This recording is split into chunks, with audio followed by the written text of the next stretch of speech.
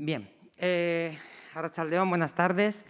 Bienvenidos, bienvenidas a esta rueda de prensa de la película Erwig, que está en competición oficial en la 69 edición del Festival de San Sebastián.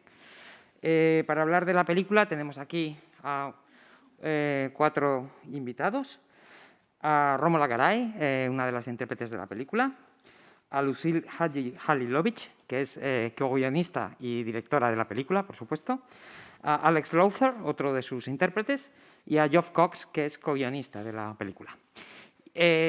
Bueno, creo que vamos a empezar enseguida el turno de preguntas, pero quizá, antes de nada, estaría bien que Lucille nos introdujera un poquito a Erwig, que nos explique cómo o por qué se decidió adaptar una novela como la de Brian Catlin, que es un texto fascinante, pero también con muchos, que supone un reto muy grande, ¿no? Porque además, aunque es un texto ajeno, yo creo que conecta mucho con sus anteriores películas, ¿no?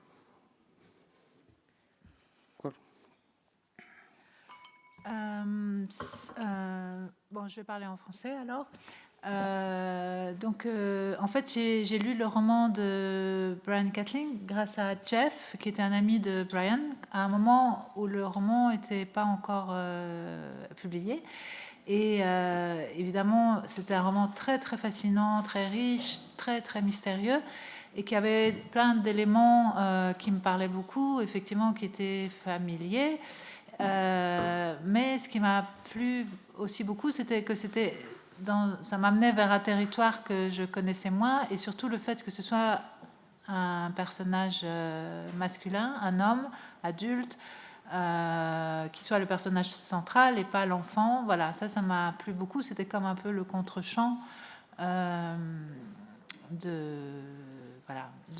mes autres projets. Et aussi, ce qui m'a plu, bien sûr, c'est le côté extrêmement sensoriel, extrêmement des profondeurs, et le côté mystérieux, et le fait qu'il faille trouver un peu son chemin là-dedans soi-même. Il y avait le lecteur avait une part de liberté, voilà, qui m'a donné envie de trouver mon propre chemin, ma propre explication.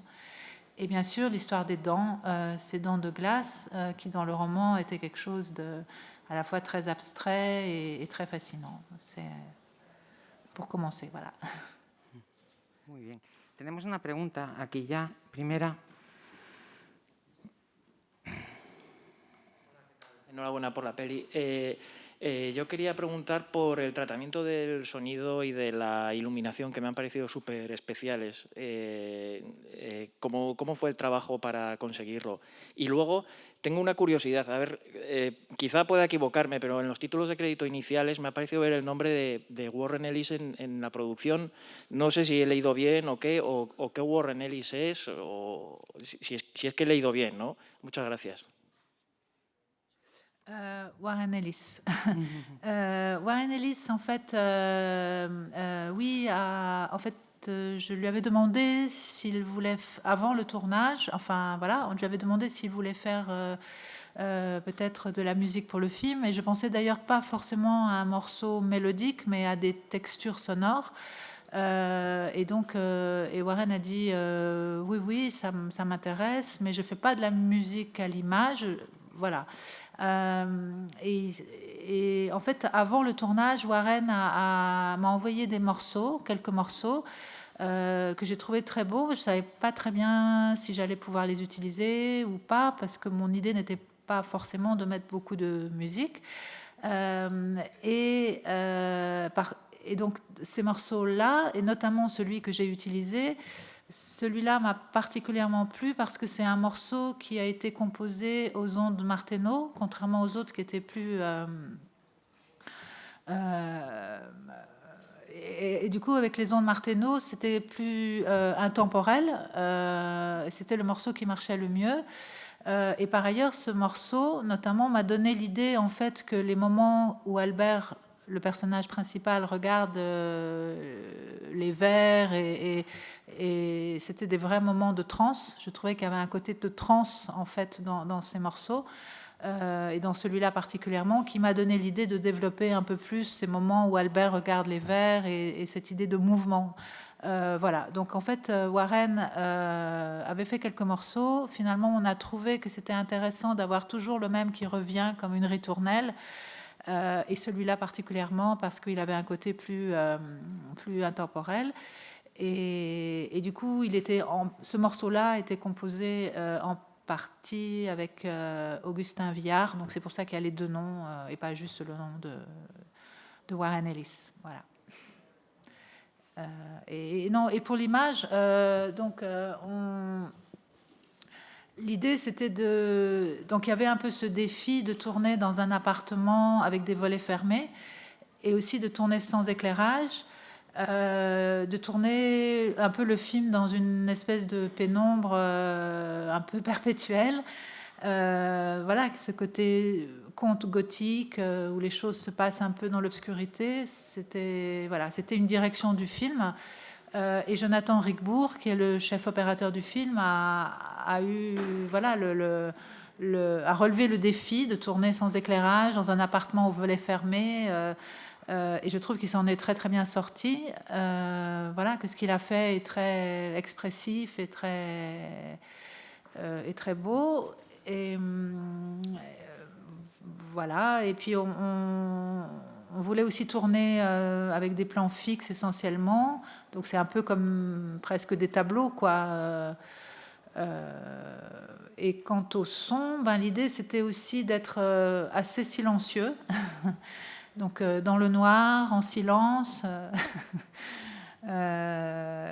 Et en fait, ce silence a été beaucoup rempli par le travail de Ken Yasumoto, qui était la personne qui a fait le montage son du film, et qui, effectivement, on a joué sur les bruitages. On a essayé surtout de garder une sensation de silence qui amenait du mystère, notamment dans l'appartement. Après, ça devient un peu plus sonore, et même il y a des dialogues qui arrivent.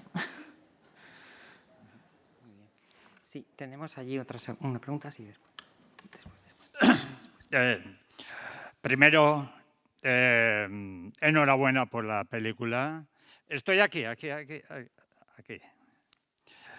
Cuando sabía que ibas a venir al festival, ya me impresionó. Ya dije, es un punto más fuerte para ir al festival. Porque si fueras jugadora de fútbol, estarías entre los mejores. París, Saint-Germain, estarías jugando allí. Eres increíble de buena, o sea, eres impresionante. La pregunta, hay dos. El bosque también está uno de los puntos tuyos, que también, aunque en Canarias también lo hiciste en la anterior, pero en este del bosque es uno de los enfoques que también te gusta mucho, ¿no? ¿Estaba en la historia misma o lo habías puesto tú en sí? En la parte del bosque y el palacio con el bosque en algunas secuencias que sale, ¿no? Y el segundo, Y el segundo, ¿cuándo elegiste a esa niña? Porque la interpretación de esa niña es extraordinaria. O sea, me impresionó. Y no es fácil trabajar con niños, o niñas.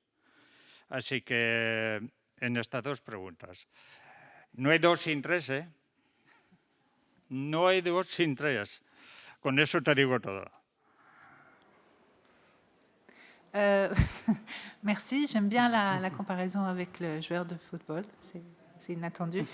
Je vais dire à la petite fille qui n'a pas compris ce que vous avez dit, je pense, parce qu'elle ne parle pas espagnol, que... Ah mais oui, tu as entendu, Romane, voilà, le compliment qu'il t'a fait, que tu jouais très bien. Qu'est-ce que c'était la première question? Ah oui, la forêt. Il n'y a pas de forêt dans le film. Vous avez vu une forêt? Non, je rigole. Il y avait le parc. Oui, effectivement, il y a un peu de nature. Il y a un peu de nature dans le film. C'est un peu un moment, une échappée hors de ce monde très claustrophobique. Il est aussi assez claustro, le parc. C'était dans le roman, oui, oui. Et ils allaient se promener dans le parc et elle tombait dans l'eau. Et puis, il y avait c'était pas forcément un château dans le roman, je pense, c'était une sorte de clinique dans un parc à la fin avec des allées. Ça, c'était dans le roman. Donc peut-être c'était des éléments qui m'ont plu aussi du livre. Voilà, mais pour une fois, c'était pas un film dans la nature, c'était un film dans une maison, où on est enfermé, voilà, dans la tête d'Albert et dans sa maison et dans quelques décors qui finalement sont un peu comme ça difficiles à situer et comme des morceaux d'impulse. Voilà. No he comentado al principio que tenemos aquí en primera fila a Román Gemelars, que es la niña a la que te referías, la actriz infantil, está aquí con nosotros, aquí bueno, que es fantástica. Teníamos una pregunta allí. Oh, hi, Lucille. Here, Rodrigo from Brazil. I have two questions. It's a very mysterious film, and we can define it in many ways. But I had the sensation I was watching a study about loneliness. We have a very lonely character dealing with the shadows of his soul. I would like to ask you to say a few words about that environment of loneliness surrounding the whole film. The second question is, I think it's impossible to watch a movie like that without thinking about Kafka. Kafka's literature was a reference to you at some point. Thank you. Oui, en fait, quand j'ai lu le roman, ça se passait entre les deux guerres. Et oui, bien sûr, ça m'a fait penser à Kafka, ça m'a fait penser à Robert Walser. Le roman se passait en Belgique et pour moi, c'était plutôt l'Europe centrale. Je pensais plutôt à Vienne et ce monde-là et à Freud, voilà, puisque c'est une histoire de répression, enfin de passé, de souvenirs occultés. Et sinon, oui, donc, oui, pour moi, ce film, c'est vraiment le portrait d'Albert qui est quelqu'un de très de seul, de confus, de très mal avec des choses de son passé qu'il a refoulées et une espèce sans doute de culpabilité qu'il a vis-à-vis peut-être d'un enfant qu'il a eu et qui lui revient sous la forme de cette petite fille. Et voilà. Quizá también podría trasladar esta pregunta a Geoff, que está aquí, que es co-guionista, y que nos también explique un poquito cuáles fueron los retos de adaptar esta novela. La novela es fascinante, como decimos, pero tampoco es fácil de llevar a la pantalla, ¿no? In what way challenging or difficult? Porque... No, I'm just... sí. Sorry. Ah. Yeah, I guess, could you hear me? Yes, yes. Yeah. I suppose it was deciding what to leave out and what didn't fit the story as it was becoming. It's a bit like reading the novel and then redreaming it, I guess. It's like that sort of thing, which was what we wanted to do, and that there were great things in the novel. It's a wonderful novel that weren't part of our Albert's world, our Albert's loss, our Albert's guilt, our Albert's desire. I don't think you can call it desire. Anyway, there were these things that we had to cut, and sometimes they were hard to cut because they were wonderful and they would make a wonderful other earwig. But I think at the same time it was also a joy, because it was, as soon as Brian told me his first image for what became the novel, it was a very weird experience, because he had this image and instantly I thought about Lucille and thought, well, it's a film for Lucille, but he only had an image or two images. And so I said to him, well, this sounds like a film for my friend Lucille. And he then saw Lucille's films and was astonished, and he then wrote the book very quickly. And I gave it to Lucille, and so that's how it happened. But were there any particular challenges that... Non, je voudrais aussi dire une chose, c'est que ce qui était génial avec Brian Catling, l'auteur, c'est que voilà, c'est quelqu'un qui est écrivain, mais qui est aussi un artiste plasticien, qui fait des performances, qui est sculpteur, et il a un rapport très très ludique avec ce qu'il fait, et il nous a vraiment laissé libre de faire ce qu'on voulait. Et c'est ça qui était vraiment précieux et vraiment excitant, c'est qu'il a dit bon, je veux pas savoir ce que tu veux en faire, mais genre voilà, faisons vraiment ce que tu veux. J'ai dit mais je vais te trahir peut-être, et il m'a dit ah bah super, j'espère bien que tu vas me trahir. Et voilà, donc ça c'était ça nous a beaucoup libérés en fait, et voilà, et après c'était beaucoup un travail de concentrer sur certains éléments. Il y avait beaucoup de choses sur le passé d'Albert, et on a décidé de focaliser vraiment sur l'histoire de Marie, sa femme morte, et la question de l'enfant qu'il aurait eu avec elle. Et puis voilà, le reste c'était le présent en fait. Muy bien. Tenemos aquí delante otra pregunta, sí. Bueno, primero de todo, felicidades por la película. Y mi pregunta era para Alex, con respecto a la interpretación de su personaje, si se adaptó bien a Lawrence, si fue un proceso que marcó su carrera profesional, cómo te adaptaste bien. Muchas gracias. Thank you for your question. One thing I remember talking about with Romola when we first met on set in Brussels was that it sort of felt like we were stepping into Lucille's dream, and that we were characters in this sort of fever dream.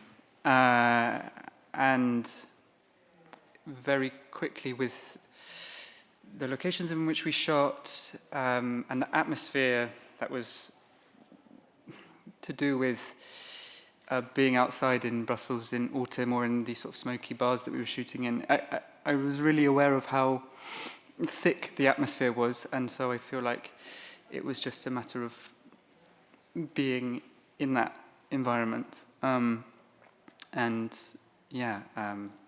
letting oneself be led through that environment by Lucille. It was a pleasure.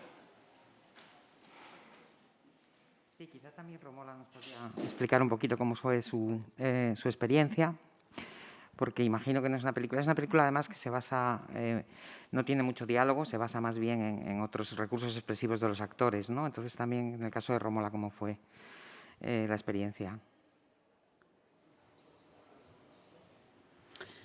Yeah, well, I was familiar with Lucille's work, so I knew that it would, the kind of film that it would be. But I think, like, normally when you make a film and you're acting in it, you're sort of like foot soldiers in this enterprise, which is about representing the director's vision for what the film is about and pushing their point of view, and you kind of become part of this enterprise about like telling the audience like what they have to think about the world, But when you make a film with somebody who's interested only in having a like entirely democratic relationship with the audience, where like everybody can come and just exchange their ideas about what it is, and it's a much more communal experience.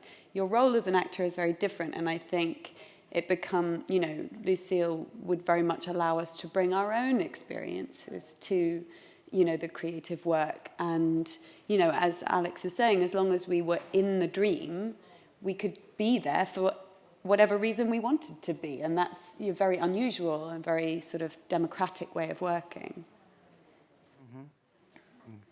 Teníamos otra pregunta ahí. Sí, tú. Ahí te llevan el micrófono. Sí. Bonjour, merci beaucoup pour le film. Je m'aime vraiment beaucoup. Je trouvais que c'est un film peut-être obscur. C'est difficile à comprendre avec la première visualisation. Peut-être qu'il y a des rêves qui ressemblent de Edgar Allan Poe, je ne peux pas dire. C'était comment l'atmosphère entre vous sur les sets? Maintenant, vous souriez beaucoup et je peux vous voir content, mais c'était comment l'expérience de faire ces sortes de films? Heureusement, on n'était pas le personnage d'Albert. On était nous, chacun d'entre nous, et on était plutôt dans la fabrication du film. Donc évidemment que l'atmosphère du tournage n'avait rien à voir avec le film fini. Après, c'est vrai qu'on a tourné un certain temps dans cet appartement, donc au bout d'un moment, on commençait un peu à étouffer dedans aussi. On a commencé, par exemple, par 2 jours de tournage à faire toutes les séquences de dents avec Roman. Donc ça, c'était aussi quelque chose de très... d'un peu lourd, un peu difficile, mais c'était pas comme dans le film, c'était plutôt toute la précision qu'il fallait arriver à avoir avec tous ces accessoires, avec elle qui avait une patience incroyable et une concentration très très forte pour rester comme ça pendant des heures assise sur la chaise, à se faire tripoter la bouche par l'accessoiriste, par nous, des trucs comme ça. Voilà, après, il y a des décors qui nous donnaient une ambiance, une atmosphère. Quand on a tourné la scène du lac, c'était un très beau parc, donc c'était en automne, il faisait très froid, et il y avait quelque chose de très dépressif, si on veut, pas dans la fabrication, mais dans... Voilà, et d'avoir comme ça, évidemment pas Roman qui tombe dans l'eau, mais sa doublure, c'était quand même quelque chose de très fort. Donc il y avait des moments où, en tout cas personnellement, je ressentais quelque chose de l'ordre émotionnel, mais sinon dans la fabrication c'est complètement autre chose. Après, surtout, je voudrais dire une chose, c'est qu'on a tourné ça, donc comme vous imaginez, pendant la période de Covid, et on était tellement heureux de pouvoir faire un film dans cette période tellement dure que ça donnait quelque chose, non pas de déprimant, mais au contraire d'excitant et de presque et de joyeux, quoi, en fait. Voilà. Et vous, did you feel like you were a bit trapped in a world? I feel like it's such a pleasure to, because we were also in this COVID time, it was such a pleasure to be working, despite everything else. But you know, the first day I shot was with Romola, and it was in that park. And the next scene I worked on was in the bar. And I just, with this film, I kept coming back to how much of a pleasure it was to enter into these, really thick atmospheres. I can't really explain it any other way. And the set was very quiet and very concentrated, and that's such a pleasure as well, because you can keep working all day because it's focused and but also felt really essential to the scenes that were being played, when not, you know, sometimes nothing is said between two characters, but there's something very strong, it feels, happening between them. So all of that led to making, I found, work as an actor much easier, actually. Yeah. And the sequences at the end, you know, where Celeste is having the kind of simultaneous dream with Albert, and then obviously the final moment with the biting, like the experiences that it wouldn't be at all common to be at work and to be playing scenes that you think, I have my own understanding of this, but I'm not being told what it means. And so I think there's a tremendous level of mutual trust that happens in an environment where people are working in that way, which just is extremely uncommon. Ce qui était vraiment super, c'est que, la difficulté d'une certaine façon, justement, à cause des histoires de Covid, du fait qu'on tournait en Belgique, que Romola, que Paul, qui n'est pas là malheureusement, qui fait Albert, venait d'Angleterre, que j'avais pas pu vraiment les voir avant, ou très peu. On n'avait pas répété avant. On a travaillé plus avec Romane, parce qu'elle a eu des essayages, on a eu le temps de se connaître, etc.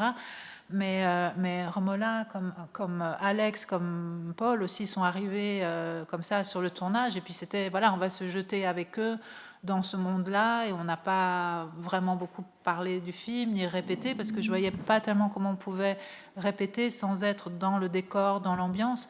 Et c'était plus une histoire de les mettre dans le décor avec les costumes. Et tout d'un coup, c'est comme un jeu dans un monde. Voilà, on crée un monde et avec eux, on va jouer à ce jeu d'Earwig et on va fabriquer ensemble quelque chose. C'est à la fois très dirigé et très libre. Et vraiment, par exemple, voilà, Romola parle des séquences de la fin. Quand on a tourné la scène où elle est dans sa chambre, où elle se met en transe, voilà, sur le papier, je me disais, oh là là, comment est-ce que ça va marcher, quoi. C'est un peu, ça risque d'être... Et puis, Romola, elle a fait quelque chose d'assez incroyable. Et elle l'incarnait. Ou Alex, dans son personnage, sur le papier, il était un peu en arrière-plan, et tout d'un coup, il l'a fait extrêmement exister, et il amène une autre couleur dans le film, et voilà, et c'était... J'ai envie de dire que c'est un jeu, quoi.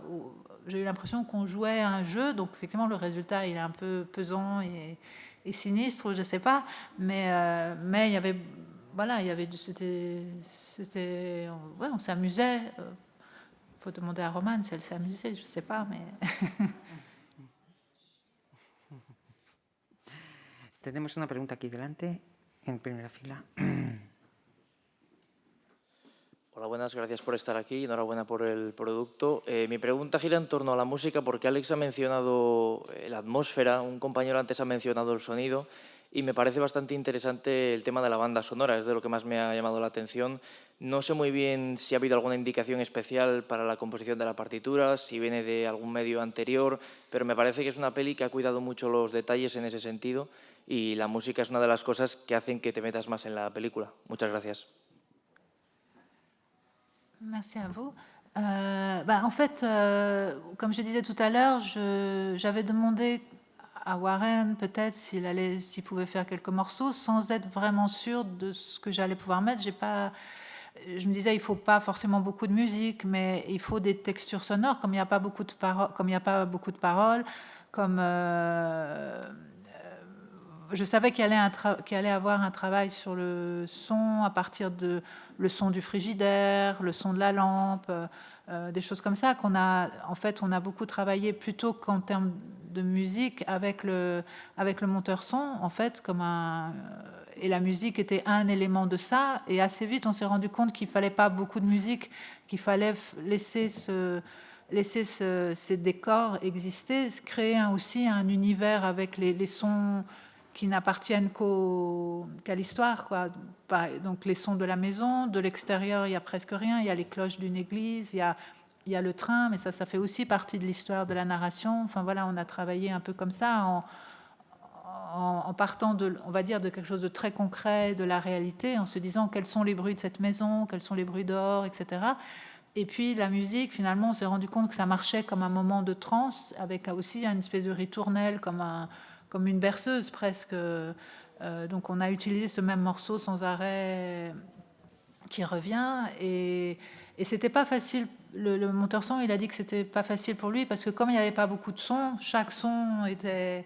il fallait pas se tromper, quoi, en fait. Mais je trouve qu'il a effectivement très bien travaillé, qu'il a fait des choses très très belles. Et on a aussi travaillé avec quelqu'un qui nous a fait des textures sonores, comme des nappes sonores. Voilà, c'est pas de la musique vraiment, mais c'est des espèces une texture, quoi. L'idée, c'était d'avoir aussi de vraiment préserver une forme de silence dans la première partie. Voilà. Sí, tenemos aquí otra pregunta.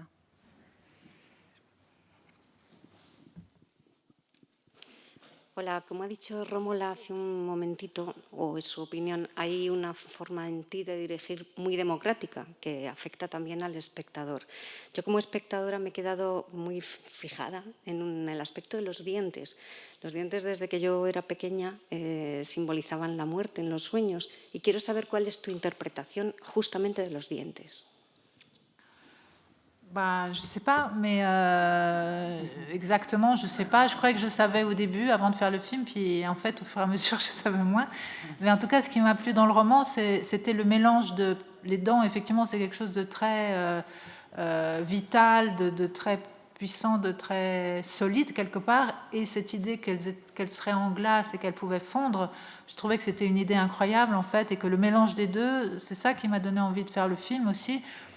Et après, ce qui est marrant, c'est que quand on a commencé à le fabriquer, donc on a travaillé avec un prothésiste qui a essayé de voir qu'est-ce que ça serait la texture, si vraiment les dents étaient en glaçon, à quoi ça ressemblerait. Et en fait, quand il a fait ça, on s'est rendu compte que les dents, elles ressemblaient presque à des dents normales. Et donc là, c'était un grand choc, une grande déception pour toute l'équipe qui s'est dit, mais en fait, ces dents de glace... c'est pas grand chose en fait.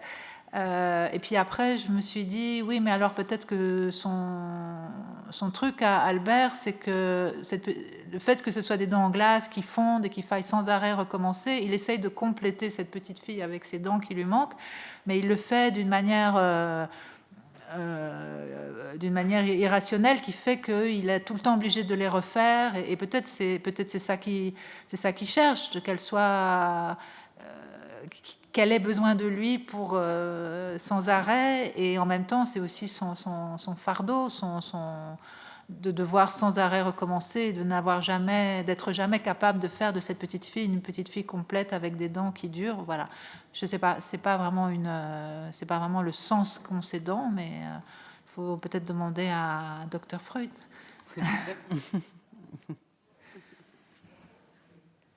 Sí, tenemos ahí al fondo. Pregunta. Bueno, normalmente no quiero abusar en la rueda de prensa, ¿no? Pero antes has comentado de la pandemia, y realmente la pandemia está haciendo mucho daño en la humanidad, realmente, ¿no? Pero también en la cultura está haciendo mucho daño, y la pregunta sería a Lucid, ¿cómo está la situación en Europa? En Francia, yo sé que en Francia ayuda mucho en el cine realmente, pero ¿cómo está la situación realmente? ¿Cómo lo ves tú? O sea, tal y como está en la pandemia, ¿cómo ves tú la situación del cine en Europa, en lo más cercano?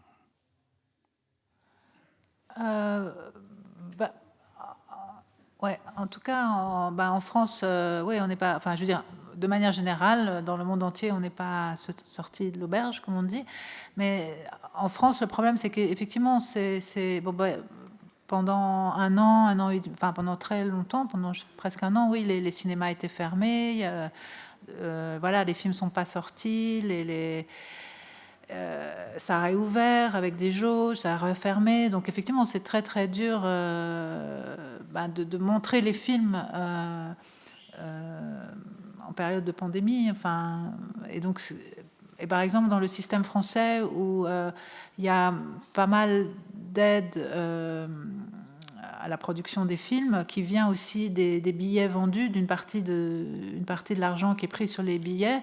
Dans la mesure où il y a tout d'un coup plus de spectateurs, il y a aussi moins d'argent de ce côté-là. Et ça, c'est une source de financement important pour le cinéma d'auteur en France.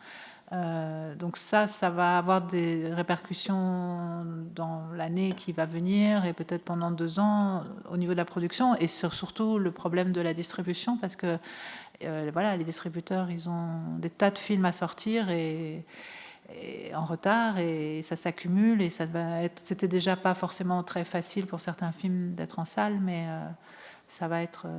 c'est difficile, et ça va continuer à l'être, quoi. Et encore, je pense qu'en France, on a encore pas mal de cinéma, on a peut-être presque plus de chances que dans d'autres pays. Voilà, mais en tout cas, il y a des festivals, vous êtes là, il y avait un public dans la salle, c'était génial. Il y a quelque chose qui recommence et voilà, pourvu que ça dure et que ça redevienne, ça prendra du temps, ouais. Sí, aquí tenemos... Sí, hola otra vez. Yo quería preguntar por una posible simbología, si es que la tiene, ¿no?, del gato. ¿Qué significado puede tener? Que, por cierto, comentar, me ha hecho gracia en la sala, en la proyección, que casi ha llamado más la atención al público lo que se le hace al gato o lo que se le intenta hacer que otro tipo de cosas que pasan a los personajes o los dientes, etcétera. Gracias.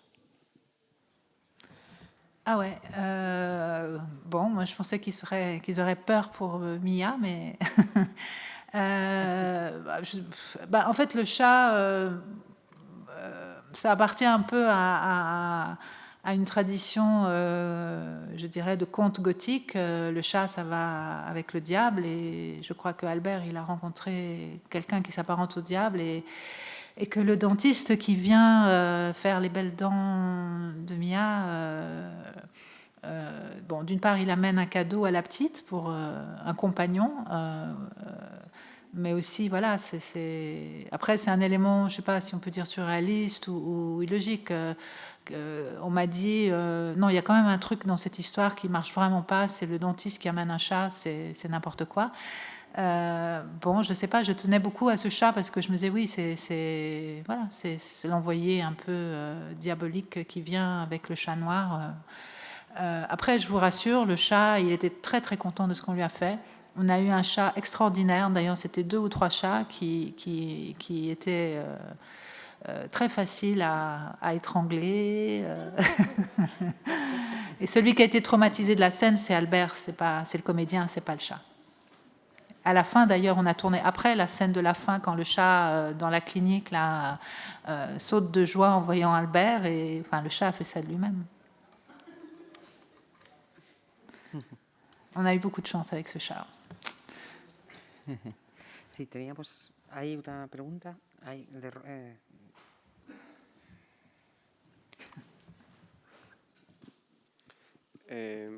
Yo solo preguntarle cómo supo que el sonidista era el adecuado.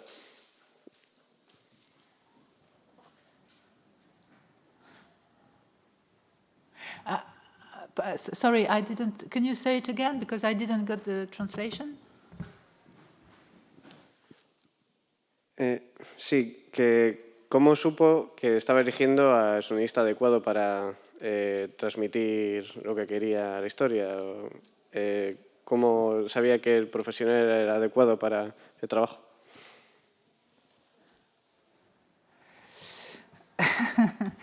Parce que j'avais déjà vu des films sur lesquels il avait fait le son, le montage son. Je suppose que vous parlez du monteur son qui a travaillé la bande sonore après le tournage. Bon, il n'a pas entièrement travaillé tout seul. Il y a quand même eu quelqu'un sur le tournage qui a pris le son, d'une part, et après, effectivement, Ken Yasumoto, qui est le monteur son.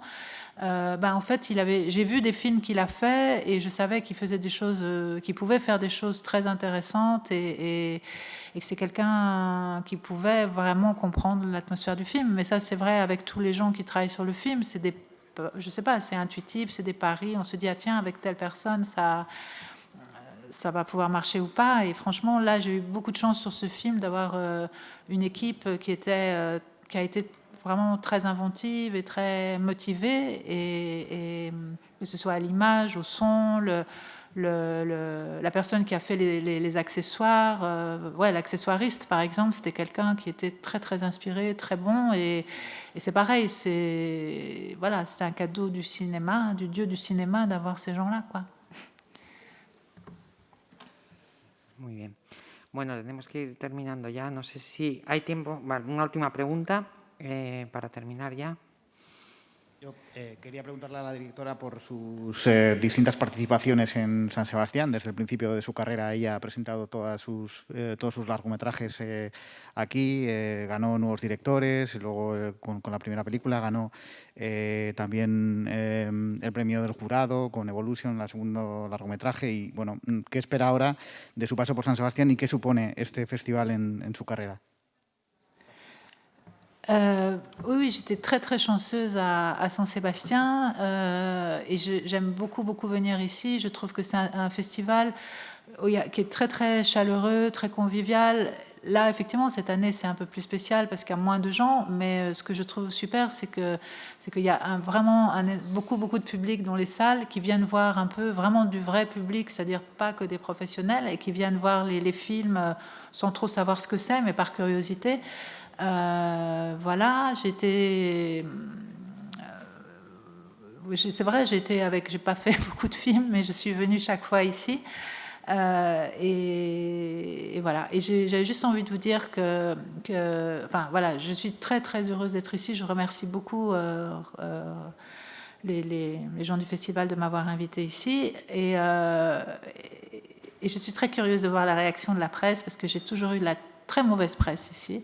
Voilà. Mais je suis contente que vous soyez ici et que vous nous ayez posé toutes ces questions avec beaucoup de bienveillance. Muchísimas gracias. Solo nos queda desearos mucha suerte con la película. Y bueno, solo os pedía un fuerte aplauso para Romane también, que la tenemos ahí. Bravo, Romane.